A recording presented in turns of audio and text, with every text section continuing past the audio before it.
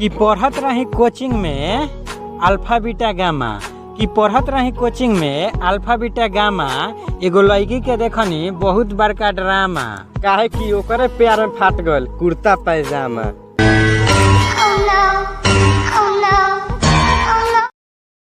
तहरा प्यार के सलाह हर हाल में दे कि तहरा प्यार के सलाह हर हाल में दे खुदा मांगी ई दिल हम टाल दे। ई दिल कही कि तू बेवफा बारू ई दिलवे के सीनवे से निकाल दे।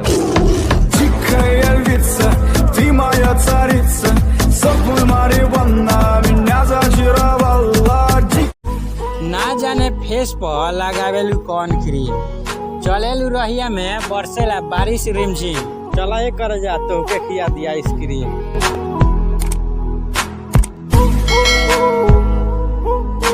माथ पर गमछी कान पर कुदार माथ पर गमछी कान पर कुदार। यूपी बिहार के लड़का है जनाब वक्त आई नू तो चलाई चलवा।